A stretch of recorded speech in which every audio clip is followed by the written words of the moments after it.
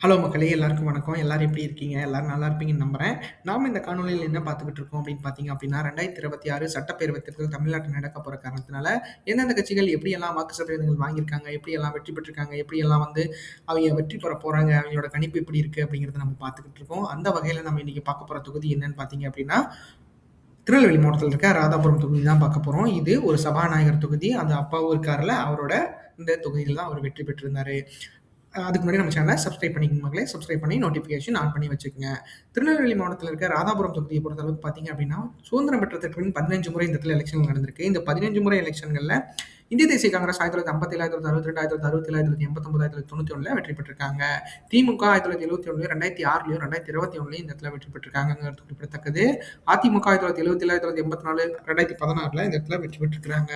அடுத்து அடுத்து பார்த்தீங்க அப்படின்னா, தமிழ்நாடு தமிழ் பாமக பார்த்தீங்கன்னா, இந்த தமிழ் மாநில காங்கிரஸ் மூப்பனார் கட்சியை சேர்ந்தவங்க 1996லயும், காந்தி காமராஜ் நேஷனல் காங்கிரஸ் சேர்ந்தவங்க 1980லயும், இண்டிபெண்டன்ட் கேண்டிடேட் 2001லயும், இந்த இடத்துல தேமுதிக 2011லயும் வெற்றி பெற்றிருக்காங்க அப்படிங்கிறது குறிப்பிடத்தக்கது.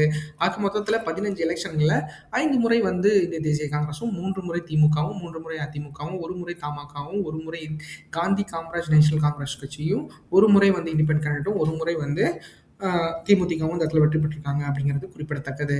அடுத்து ராதாபுரம் தொகுதி சட்டமன்ற தேர்தல் நிலவரங்கள் பார்த்தோம்னா, அந்த வகையில பார்த்தீங்க அப்படின்னா, நம்ம 2 தேர்தல்கள் பார்த்துக்கிட்டு இருக்கோம். 2016, 2021.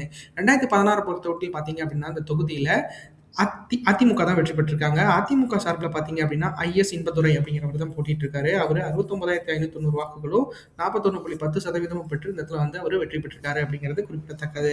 அடுத்து இந்த இடத்துல பார்த்தீங்கன்னா, சபாநாயகர் அவர்கள் தான் வந்து போட்டிட்டு இருக்காரு. அவர் பார்த்தீங்கன்னா, அப்பாவு அவர்கள் இப்ப சபாநாயகரா இருக்காரு திமுகல. அவரு 69,541 வாக்குகளும், 41% பெற்று இந்த இடத்துல வந்து அவரு ஜஸ்ட் மிஸ்ல இந்த இடத்த வெற்றிருக்காரு மக்களே. அந்த அளவுக்கு வந்து இந்த தொகுதி மிகப்பெரிய அளவுல டஃப்பா இருக்குன்னு நினைக்கிறேன். அடுத்து பார்த்தீங்க அப்படின்னா, மக்கள் நல கூட்டணி சார்பில இந்த இடத்துல தேமுதிக தான் போட்டிட்டு இருக்காங்க. தேமுதிக சார்பில கனி அமுதா அப்படிங்கிறவங்க போட்டியிட்டு 11,131 வாக்குகளும் 6.6% பெற்று இந்த இடத்துல வந்து அவங்க 3ஆம் இடத்தை பிடிச்சிருக்காங்க. அடுத்து 2021 தேர்தலை பொறுத்தளவுக்கு பார்த்தீங்க அப்படின்னா, இந்த தொகுதியில மீண்டும் திமுக வெற்றி பெற்றிருக்கு. திமுக சார்பில பார்த்தீங்க அப்படின்னா, இப்ப சபாநாயகரா இருக்கிற அப்பாவு அவர்கள் தான் போட்டியிட்டு வெற்றி பெற்றிருக்கிறாரு. அவரு 82,331 வாக்குகளும் 44.20% பெற்று இந்த இடத்துல வந்து அவர் வெற்றி பெற்றிருக்காரு அப்படிங்கிறது குறிப்பிடத்தக்கது. ஆக மொத்தத்துல பார்த்தீங்க அப்படின்னா, இது ஒரு நல்ல ஒரு வெற்றியை வந்து அவருக்கு பதிவு செஞ்சிருக்கு. அடுத்து அதிமுக சார்பில் இன்பதுரை அவர்கள் தான் போட்டிட்டு இருக்காரு. அவர் 76,406 வாக்குகளும் 41% பெற்று இந்த இடத்துல வந்து அவரு 2ஆம் இடத்தை பிடிச்சிருக்காரு. அடுத்து நாம் தமிழர் கட்சி சார்பில் ஜேசுதாசன் அப்படிங்கிறவர் போட்டிட்டு இருக்காரு. அவர் 19,371 வாக்குகளும் 10.40% பெற்று இந்த இடத்துல வந்து அவரு 3ஆம் இடத்தை பிடிச்சிருக்காரு அப்படிங்கிறது நம்மளுக்கு குறிப்பிடத்தக்கது. அடுத்து ராதாபுரம் மக்களவை தேர்தல் நிலவரங்கள் பார்த்துடலாம். அந்த வகையில பார்த்தீங்க அப்படின்னா, 2019, 2024 தேர்தல்கள் பார்த்துட்டு இருக்கோம். 2 மக்களவைத் தேர்தல்கள் பார்த்துக்கிட்டு இருக்கோம். அந்த வகையில ராதாபுரத்துல 2019ல திருநெல்வேலி மாவட்ட நாடாளுமன்ற தொகுதியா வரும். அந்த வகையில 2019ல இந்த தொகுதியில எவ்வளவு வாக்குகள் வாங்கியிருக்காங்கன்னு பார்க்கலாம். இந்த தொகுதியில மட்டும் மொத்தம் 6 தொகுதிகள் இருக்கும். அதுல 1 ராதாபுரம். ஆ திமுக தான் இந்த இடத்துல வெற்றி பெற்றிருக்காங்க. திமுக சார்பில பார்த்தீங்க அப்படின்னா, ஞானதிரவியம் அவர் தான் போட்டிட்டு இருக்காரு. அவரு 93,769 வாக்குகளும் 57.27% பெற்று இந்த இடத்துல மிகப்பெரிய வெற்றியை பதிவு செஞ்சிருக்கிறாரு. ஆக மொத்தத்துல பார்த்தீங்க அப்படின்னா, அந்த தேர்தல்ல தி திருநெல்வேலி மாவட்டத்துல ஞானதிரவியம் அவர்கள் பார்த்தீங்க அப்படின்னா, 50% வாக்குகளுக்கு மேல பெற்று வெற்றி பெற்றிருக்கிறாரு. அடுத்து அதிமுக சார்பில பார்த்தீங்க அப்படின்னா, பால் மனோஜ் பாண்டியன் அவர் தான் போட்டியிட்டு இருக்காரு. அவர் பார்த்தீங்க அப்படின்னா, இப்ப திமுக பக்கம் அவர் இருக்காரு. அவர் பார்த்தீங்க அப்படின்னா, 59,365 வாக்குகளும் 36.26% பெற்று இந்த இடத்துல வந்து அவர் 2ஆம் இடத்தை பிடிச்சிருக்கிறாரு. அடுத்து நாம் தமிழர் கட்சி சார்பில சத்யா அப்படிங்கிறவங்க போட்டிட்டு இருக்காங்க. அவங்க 9,170 வாக்குகளும் 5.6% பெற்று இந்த இடத்துல வந்து அவங்க 3ஆம் இடத்துல பிடிச்சிருக்காங்க. 4ஆம் இடத்த பிடிச்சிருக்காங்க. இண்டிபெண்டன்ட் கேண்டிடேட் இருக்காங்க. இருந்தாலும் 4ஆம் இடத்த பிடிச்சிருக்காங்க.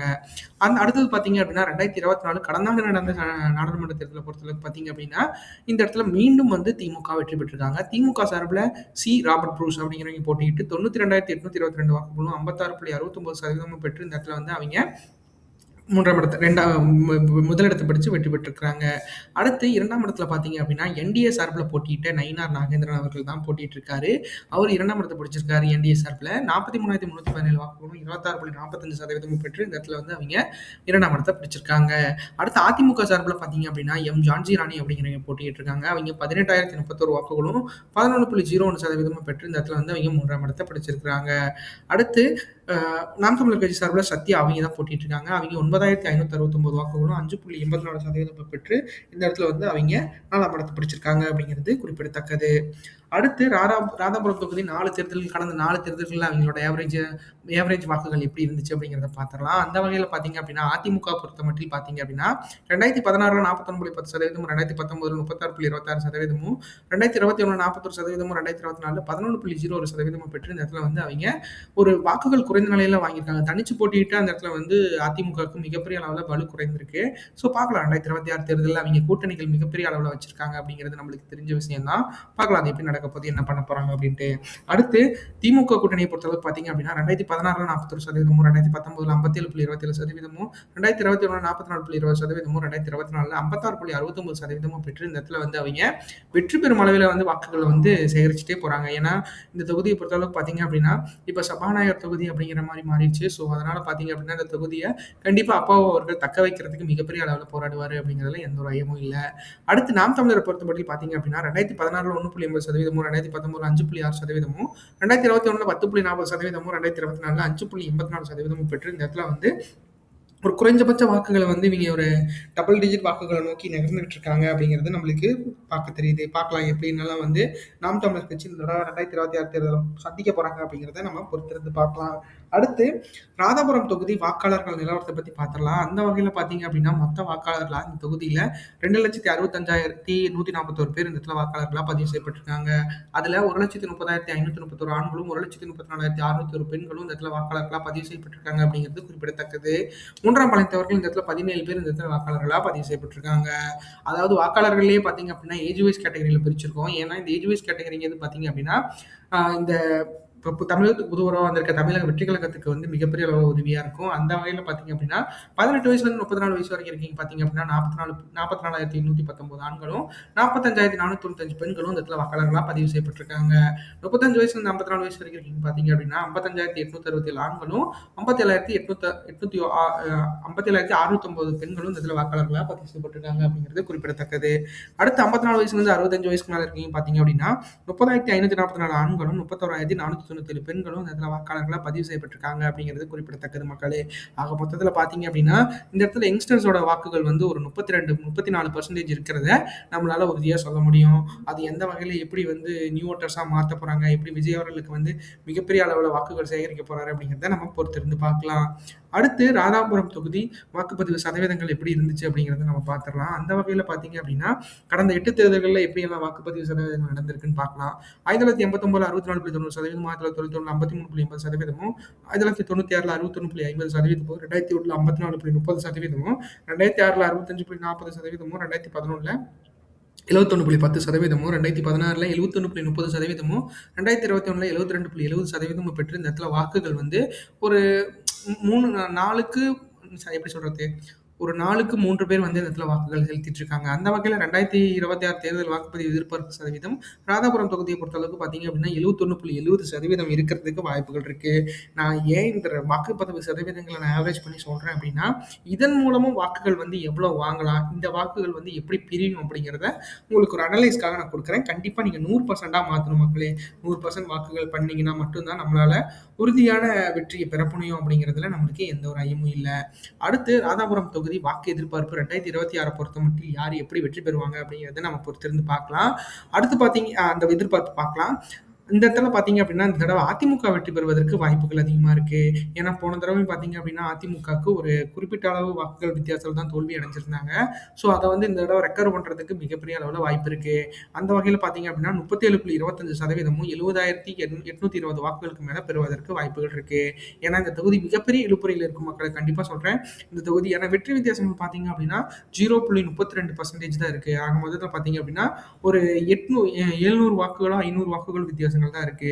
ஸோ இந்த இது வந்து மிகப்பெரிய அளவுல வந்து ஒரு இழுபறி தொகுதியா இருக்கிறதுக்கு மாறுறதுக்கும் வாய்ப்புகள் இருக்கு. ஏன்னா, அப்பாவு அவர்களும், ஐஏஎஸ் இன்பதுரை அவர்களும் பார்த்தீங்க அப்படின்னா, எப்படியெல்லாம் வந்து இந்த தொகுதியில மறுபடியும் மீண்டும் போட்டியிட்டாங்க. ஏன்னா 2 தடவையும் அவிங்க தான் போட்டிட்டு இருக்காங்க. இந்த தடவ அவிங்க 2 பேரும் போட்டியிட்டாங்க அப்படின்னா, மிகப்பெரிய பேட்டில் வந்து இந்த இடத்துல வந்து நடக்கிறதுக்கு வாய்ப்புகள் இருக்கு.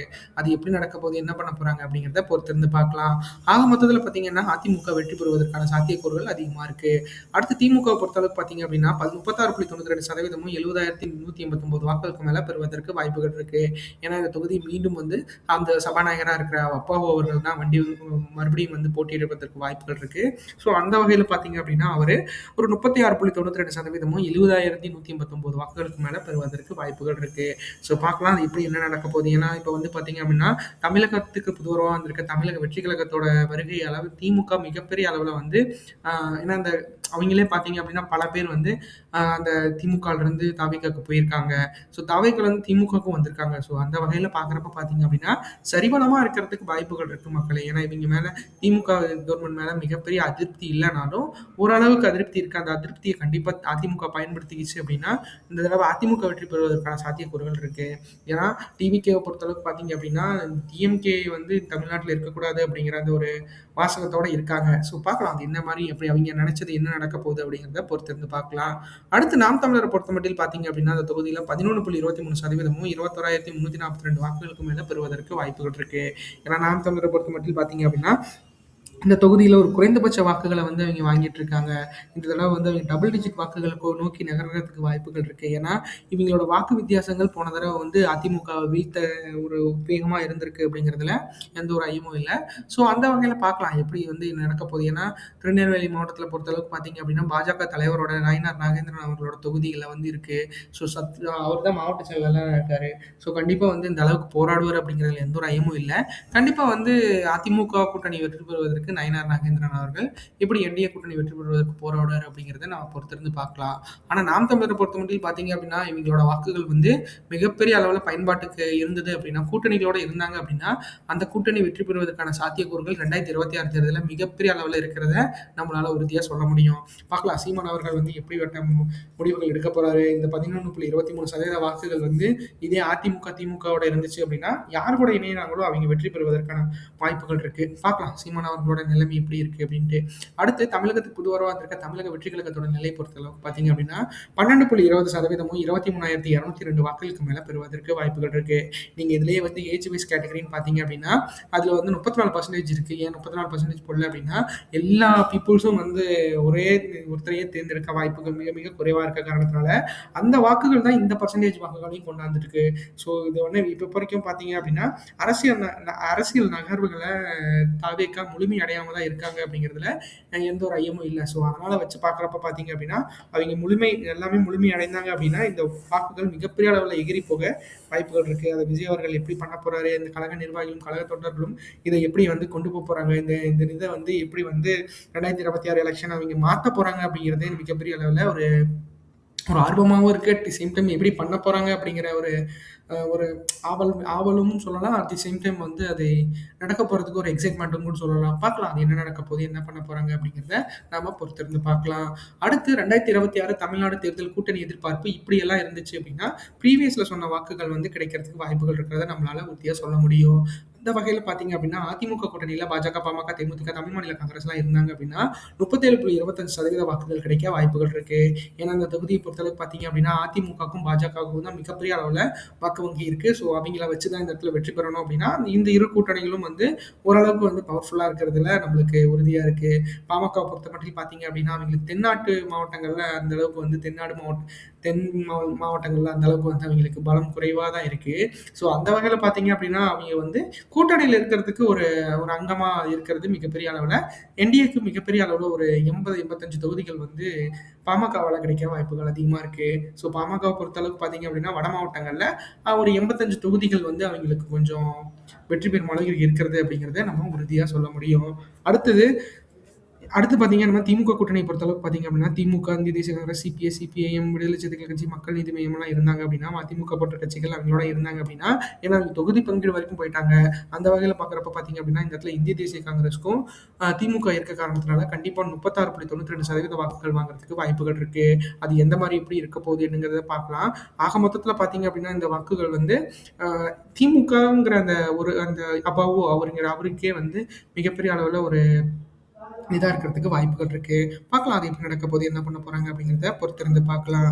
அடுத்து நாம் தமிழர பொறுத்தமட்டில் பார்த்தீங்க அப்படின்னா, 11.23% வாக்குகள் வந்து தனிச்சு போட்டியிட்டா கிடைக்கிறதுக்கு வாய்ப்புகள் இருக்கிறத நம்மளால உறுதியா சொல்ல முடியும். ஆக மொத்தத்தில பார்த்தீங்க அப்படின்னா, அது எப்படி நடக்க போகுது, என்ன பண்ண போறாங்க அப்படிங்கிறத பொறுத்திருந்து பார்க்கலாம். ஒருவேளை கூட்டணின்னு அவிங்க செயல்பட ஆரம்பிச்சாங்க அப்படின்னா, இந்த கூட்டணி வாக்குகள் வந்து மிகப்பெரிய அளவுல இருக்கும். அதே அதிமுகவா இருந்துச்சுன்னா மிகப்பெரிய வெற்றியை பெறுவதற்கும், திமுகவா இருந்தா திமுக வெற்றி பெறுவதற்கும் வாய்ப்புகள் இருக்கிறத நம்மளால உறுதியா சொல்ல முடியும். ஆக மொத்தத்துல அது என்ன நடக்க போகுது? எப்படி பண்ண போறாங்க? ஏன்னா, யா இப்ப வரைக்கும் சீமான் அவர்களோட நிலைப்பாடு பார்த்தீங்க அப்படின்னா, கூட்டணி கட்சிகளோட இணைந்து நாங்க செயல்பட மாட்டோம். நாங்களே தனி கொள்கையில நாங்க இருக்கோம் அப்படிங்கிறத அவர் உறுதியா சொல்லிக்கிட்டு இருக்காரு. ஸோ அவரோட மனநிலைமையை பொறுத்து தான் இந்த கூட்டணி கட்சிகளோட இணைவு இருக்கும் அப்படிங்கிறதுல நம்மளுக்கு எந்த ஒரு ஐயமும் இல்ல. பார்க்கலாம் அது எப்படி நடக்க போகுது? என்ன பண்ண போறாங்க? அப்படிங்கிறத பொறுத்திருந்து பார்க்கலாம். அடுத்து தமிழகத்துக்கு புதுவரவா வந்திருக்க தமிழக வெற்றி கழகத்தோட கூட்டணின்னு பார்த்தீங்க அப்படின்னா, அவங்க இப்போ வரைக்கும் கூட்டணி கட்சிகளுக்கு நாங்க ஆல்வேஸ் வெல்கம். நாங்க எப்ப வேணாலும் நீங்க வரலாம். தொகுதி அதாவது எப்படின்னா தொகுதி பங்கீடு, ஆட்சி அதிகாரத்தில் பங்கீடு அப்படிங்கிற மாரி அதிகாரம் உண்டு அப்படிங்கிற மாரி பேசிட்டு இருக்காங்க. ஸோ அந்த வகையில பார்க்குறப்ப பார்த்தீங்க அப்படின்னா, ஒருவேளை கூட்டணி கட்சிகளோட இணைந்து செயல்படுவாங்களா? இல்ல இவங்களோட இணைந்து செயல்படுவாங்களா? அப்படிங்கிறத பொறுத்திருந்து பார்க்கலாம். ஆக மொத்தத்தில மினிமம் ஆஃப் வாக்குகள் வந்து இந்த இந்த தொகுதியில 12.02% 12.20% வந்து தமிழக வெற்றி கழகத்துக்கு கிடைக்க வாய்ப்புகள் இருக்கு. பார்க்கலாம் விஜய் அவர்களோட மூவ்மெண்ட் எப்படி இருக்கு? அவங்க ஸ்ட்ராட்டஜி எப்படி யூஸ் பண்ண போறாரு? அப்படிங்கிறத நம்ம பொறுத்திருந்து பார்க்கலாம். இப்போ வரைக்கும் எந்த ஒரு கூட்டணிகள பற்றி அவங்க விவாதிக்கல. நம்மளோட கூட்டணி எதிர்பார்ப்புங்கிறது பார்த்தீங்க அப்படின்னா, அதிமுகவோட சேர்ந்தாங்க அப்படின்னா, மிகப்பெரிய வெற்றிய வந்து தமிழக வெற்றி கழகத்தோட இணைந்து அதிமுகவும், அதிமுக என்டிஏ கூட்டணி பெறுவதற்கு வாய்ப்புகள் இருக்கிறத நம்மளால உறுதியா சொல்ல முடியும். ஆக மொத்தத்தில அது என்ன நடக்க போகுது? எப்படி பண்ண போறாங்க? அப்படிங்கிறத நாம பொறுத்திருந்து பார்க்கலாம்.